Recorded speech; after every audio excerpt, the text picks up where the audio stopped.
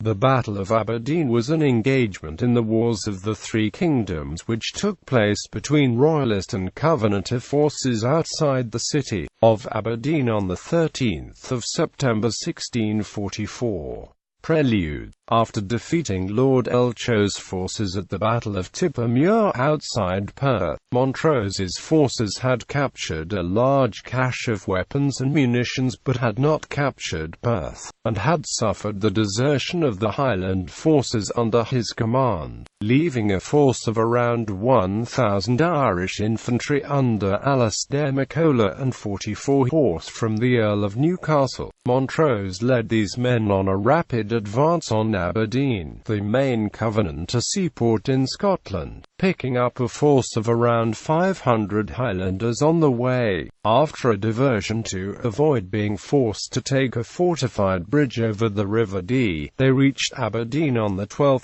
September. Battle. On the morning of 12 September 1644, the Covenanter force under Lord Burleigh marched out of the town to meet the attackers. The Royalists sent a messenger and drummer under a flag of truce to demand the surrender of the city. Aberdeen's chief citizens and guild leaders received this ultimatum near the present-day site of Justice Mill Lane.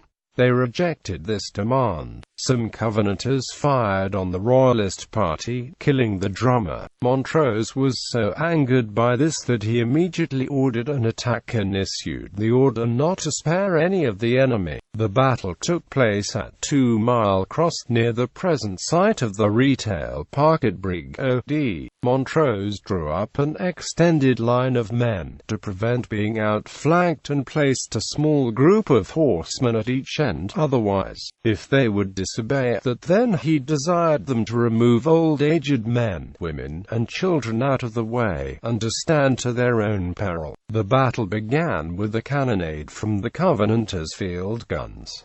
Lord Gordon on the Covenanters' left wing attacked with his cavalry. Montrose moved his horse to assist on the right flank, and this small group of 44 horsemen repulsed and routed the Covenanter attack. Montrose quickly ordered these horsemen back into the line as they were now needed on the left where the battle was developing. Sweeping across to the other side of the field, they attacked the flanks of the Covenanters' forces and forced them to flee. Montrose then ordered an infantry attack up the center, routing the Covenanters who started fleeing back towards the town. Lord Burleigh's 2,500 defenders were soon overwhelmed. 160 men were killed. The Irish and Highland troops then looted the town and neighbouring villages. Aftermath. Montrose remained in Aberdeen for 3 days, before leaving for Rothiemurchus in the Highlands to recruit new men and avoid a confrontation with the approaching parliamentarian force under the Marquess of Argyll. As is stated in Chris Brown's book, The Battle for Aberdeen 1644, 118 civilians were killed by the invading Royalist forces in the sacking of the town.